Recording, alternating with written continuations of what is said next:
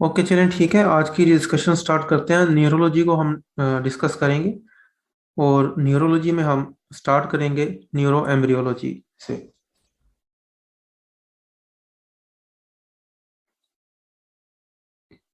Pharmacology में भी हमने डिस्कस किया था नर्वस सिस्टम की क्लासिफिकेशन। एनाटॉमिकल क्लासिफिकेशन है, फिजियोलॉजिकल है, और फार्माकोलॉजी रिलेटेड जैसे एडिनर्जिक कोलिनर्जिक सिस्टम हमने डिस्कस किया था। फिजियोलॉजिकल क्लासिफिकेशन में सोमैटिक नर्वस सिस्टम है और ऑटोनोमिक नर्वस सिस्टम है, इनवॉलंटरी और वॉलंटरी सिस्टम। और एनाटॉमिकली जो क्लासिफिकेशन है नर्वस सिस्टम की, उसमें सेंट्रल नर्वस सिस्टम है और पेरिफेरल नर्वस सिस्टम है। सेंट्रल नर्वस सिस्टम में ब्रेन और स्पाइनल कॉर्ड है। पेरिफेरल नर्वस सिस्टम में नर्व्स हैं। इसमें कौन कौन सी नर्व्स इंक्लूड हैं? क्रेनियल नर्व्स हैं, 12 पेयर्स ऑफ क्रेनियल नर्व्स। इसके अलावा स्पाइनल नर्व्स हैं, 31 पेयर्स। स्प्लैंक्निक नर्व्स हैं, प्लेक्सिस हैं, और गैंग्लिया नर्व्स और ganglia, they are part of the peripheral nervous system. अब जब भी वर्ड आता है white matter, white matter basically क्या है? That is the myelin sheath. Myelin sheath cover करती है एक्सॉन्स को। तो जहां भी वाइट मैटर होगा, इसका मतलब है वहां पे माइलिन शीथ है। ठीक है। और ये कवर कर दी है एक्सॉन्स को। ग्रे मैटर क्या है? It is the collection of cell bodies. Cell bodies की कलेक्शन को ग्रे मैटर कहते हैं। अगर ये सेंट्रल नर्वस सिस्टम में है तो उसको हम न्यूक्लियाई कहते हैं, और पेरिफेरल नर्वस सिस्टम में इसको गैंग्लिया कहते हैं। ठीक है, डिस्कशन स्टार्ट करते हैं। Development of the nervous system, embryology discuss करते हैं। हमें पता है कि ट्राई लेमिनार डिस्क होती है, 3 लेयर्स। एक्टोडर्म, 3 लेयर्स होती हैं, मेसोडर्म और एंडोडर्म। अब इन 3 लेयर्स में क्या होता है कि जो मिडल लेयर होती है मेसोडर्म, मेसोडर्म में क्या होता है कि इसमें नोटोकॉर्ड बनता है इन दी सेंटर। ये नोटोकॉर्ड फिर कुछ ग्रोथ फैक्टर्स रिलीज करता है। वो ग्रोथ फैक्टर्स भी क्या करते हैं? They act on the ectoderm. Overlying जो एक्टोडर्म होती है उस पे ये एक्ट करते हैं। तो उसके नतीजे में क्या होता है? जो एक्टोडर्म है उसकी प्रोलिफरेशन होती है। जब एक्टोडर्म की प्रोलिफरेशन होती है तो उसके नतीजे में क्या होता है? सेंटर में एक थिक एरिया बन जाता है। इन दी सेंटर ये थिक एरिया है। इस एरिया को कहते हैं न्यूरल प्लेट। अब न्यूरल प्लेट में जो ग्रूव है इसको न्यूरल ग्रूव कहते हैं। जो डिप्रेशन है इसको न्यूरल ग्रूव कहते हैं, और जो साइड्स पे मौजूद है इनको हम न्यूरल फोल्ड्स कहते हैं।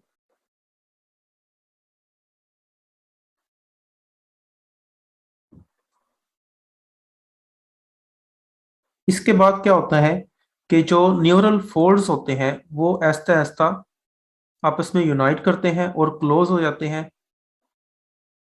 तो यहाँ पे हमारे पास क्या चीज रह जाती है? Neural tube. इसके नतीजे में क्या बनता है? न्यूरल ट्यूब बनती है। अब ये जो प्रोसेस होता है, इस दौरान कुछ सेल्स जो होते हैं वो डिटैच होते हैं, और उनको हम कहते हैं neural crest cells. Neural crest cells कहते हैं।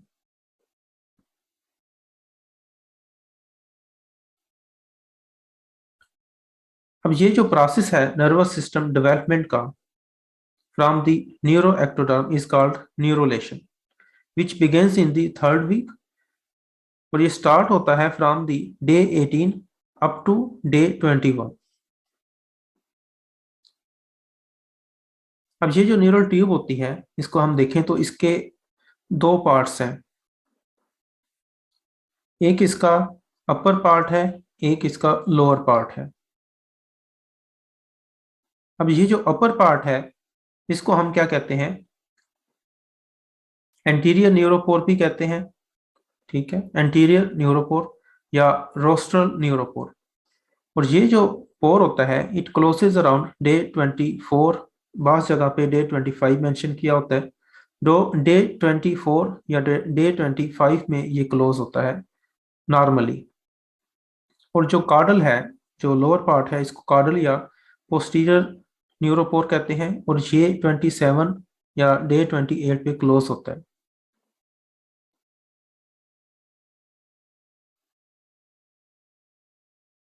अब अगर जो एंटीरियर न्यूरोपोर है या रोस्टर न्यूरोपोर है जो नॉर्मली डे 25 तक क्लोज हो जाता है, अगर ये क्लोज ना हो तो उसके नतीजे में एक कंडीशन डेवलप होगी, उसको हम कहते हैं एनेंसेफेली।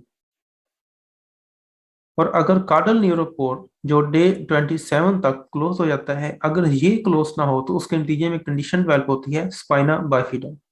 Spina bifida.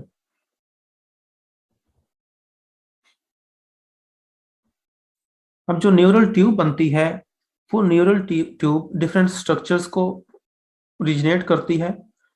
बेसिकली सबसे पहले प्राइमरी वेसिकल्स बनते हैं।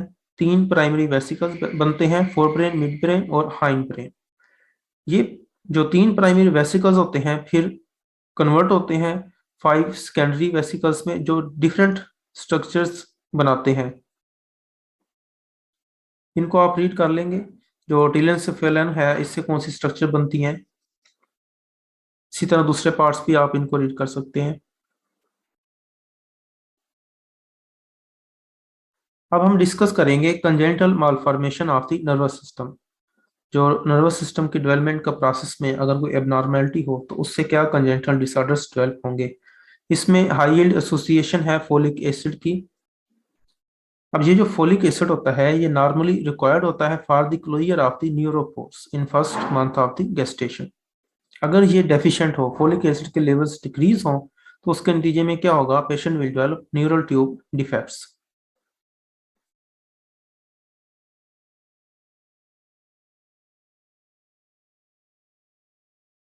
एनेंसेफाली क्या है, हमने सबसे पहले डिस्कस किया था कि ये अपर न्यूरल ट्यूब डिफेक्ट है। जो अपर न्यूरोपोर था वो अगर फेल हो जाए, वो क्लोज ना हो, if there is failure of the anterior neuropore to close, it will result in anencephaly. Anencephaly में क्या होगा, जो बोन होगी वो डेवलप नहीं होगी, और जो ब्रेन है वो अपर पार्ट में ओपन होगा। Failure of the brain to develop.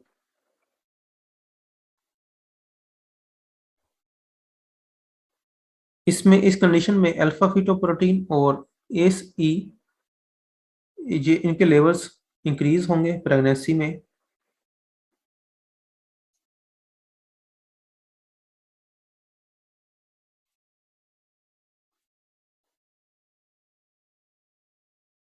ये क्रेनिया क्या है, इसमें जो क्रेनियल बोन्स हैं वो नहीं बनेंगी। अल्फा फीटोप्रोटीन के लेवल्स इंक्रीज हो जाएंगे। फीटल अल्कोहल सिंड्रोम है। It is the most common cause of intellectual disability, यानी इसमें जो पेशेंट होगा उसमें मेंटल रिटार्डेशन होगी। होलोप्रोजेंसेफेली is the most severe manifestation of fetal alcohol syndrome। इसके अलावा fetal alcohol syndrome में और भी कई disorders होते हैं, लाइक congenital heart disease भी इन पेशेंट्स में हो सकती है, ग्रोथ रिटार्डेशन होगी। क्रेनियम बाइफिडा कंडीशन है, इसमें क्या होगा कि ऐसा लगेगा कि पेशेंट में दो ब्रेन डेवलप है। ठीक है, एक नॉर्मली जो ब्रेन है और उसके पोस्टीरियर साइड पे एक बल्जिंग होगी, क्रेनियम बाइफिडा, यानी दो क्रेनियल बोन्स हैं। इसमें क्या होता है, जब bony skull fail to form properly at the posterior end occipital side पे, ठीक है, ऑक्सीपिटल साइड में अगर बोनी स्कल नहीं बनेगी तो उसके नतीजे में ये कंडीशन डेवलप होगी। अब जब बोनी स्कल नहीं बनेगी, बोन यहाँ पे डेवलप नहीं होगी, तो क्या होगा, यहाँ पे जो टिश्यूज हैं उनकी बल्जिंग होगी, एक सैक लाइक प्रोट्यून हो जाएगी। तो इस कंडीशन को हम क्रेनियम बाइफिडा कहते हैं।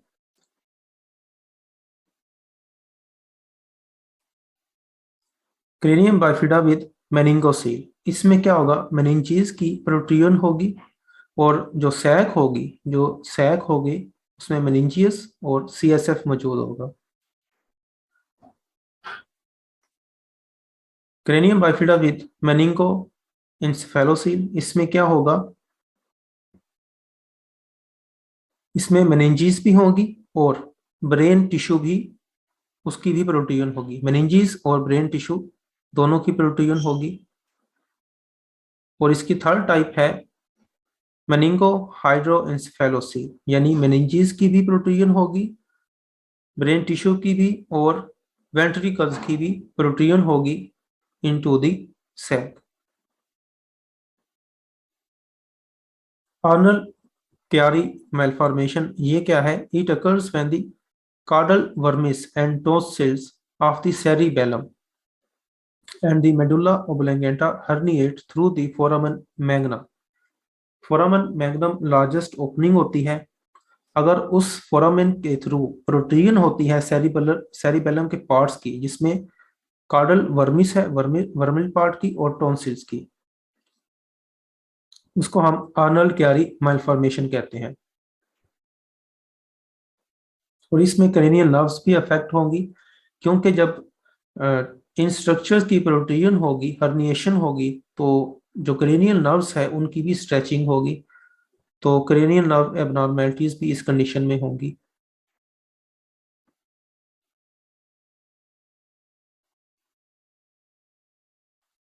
इसकी दो टाइप्स हैं, टाइप 1 एंड टाइप 2। जो टाइप 1 है ये मोस्ट कॉमन टाइप है। इसमें जो पेशेंट्स होते हैं, चिल्ड्रन, यूजुअली एसिम्प्टोमेटिक होते हैं। There is downward displacement of the cerebellar tonsils through the foramen magnum and it is associated with syringomyelia. Syringomyelia इसको डिस्कस करेंगे बाद में। जो टाइप 2 है, इसमें पेशेंट्स यूजुअली सिम्प्टोमेटिक होते हैं। इसमें सेरिबेलर जो वर्मिस है उसकी डिस्प्लेसमेंट होती है, हर्निएशन होती है। इसके साथ क्या होता है, जो फोर्थ वेंट्रिकल है उसकी कंप्रेशन होती है। जब फोर्थ वेंट्रिकल की कंप्रेशन होगी तो जो सीएसएफ फ्लो है वो उसकी ऑब्स्ट्रक्शन हो जाएगी। सीएसएफ फ्लो जो है वो इम्पेयर्ड हो जाएगा and it will result in obstructive hydrocephaly and this condition is associated with मेनिंगोमाइलोसिल।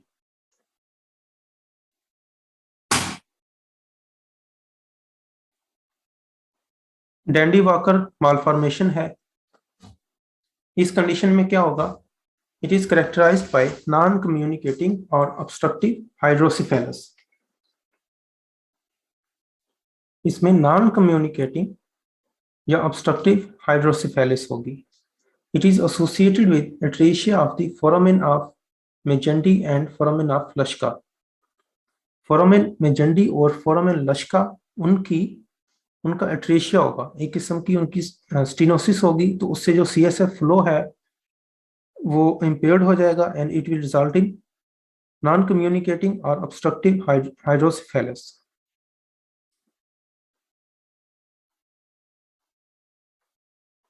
तो हाइड्रोसिफेलस में क्या होता है, जो सीएसएफ फ्लो है वो अफेक्ट होता है और उसकी अकोमोलेशन होती है वेंट्रिकल्स में, तो उससे वेंट्रिकल्स की डायलिटेशन होती है, उसको हम हाइड्रोसिफेलस कहते हैं। और हाइड्रोसिफेलस की कुछ कंडीशंस हमने डिस्कस कर ली हैं which is associated with other malformations। और लेकिन इसकी जो कॉमन कॉज है that is the stenosis of cerebral aqueduct.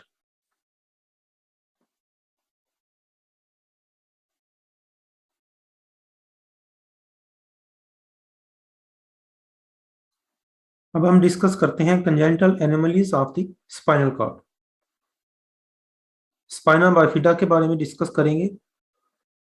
Spina bifida क्यों होता है? It occurs when the bony vertebra arches fail to form properly। It is associated with folic acid deficiency during pregnancy।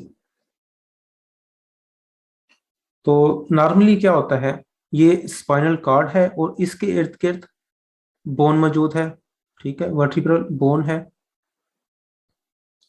तो अगर spinal cord के around bone develop नहीं होती तो यहाँ पे एक डिफेक्ट रहेगा, इसको हम स्पाइना बाइफिडा कहते हैं। अब स्पाइना बाइफिडा की डिफरेंट टाइप्स हैं, वो डिपेंड करती हैं कि अंडरलाइंग कंडीशन कैसी है। For example, spina bifida occulta, spina bifida with meningocele and spina bifida with myelo meningocele. Spina bifida occulta में क्या होगा, there is failure to induce bone growth around the spinal cord, ये mild form है। Vertebra fail to form around the spinal cord, same चीज है। इसमें जो alpha fetoprotein है उसके लेवल्स इंक्रीज नहीं होंगे। पेशेंट यूजली एसिम्टोमेटिक होते हैं। सिम्टम्स क्या हो सकती हैं कि टफ्ट ऑफ हेयर मौजूद होगा, tuft of hair over the defect, या फिर स्किन डिम्पलिंग होगी।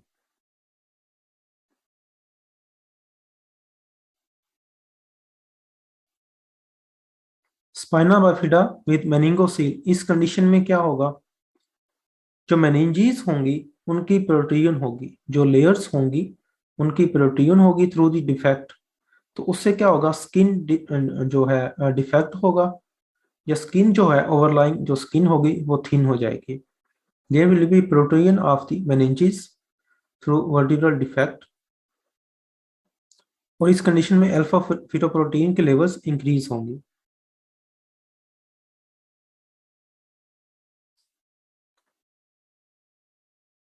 स्पाइना बाइफिडा विद मेनिंगोमाइलोसिल, इस कंडीशन में क्या होगा कि मेनिंजीज के साथ साथ न्यूरल टिश्यूज, ठीक है, उसकी भी प्रोटीन होगी। There will be protein of meninges and neural tissues. इसमें क्या होगा, अल्फा फीटोप्रोटीन इसमें भी इंक्रीज होगी। और कुछ पेशेंट्स में क्या होता है कि ये कंडीशन एसोसिएटेड होती है विद द आर्नल क्यारी मालफॉर्मेशन टाइप 2 के साथ।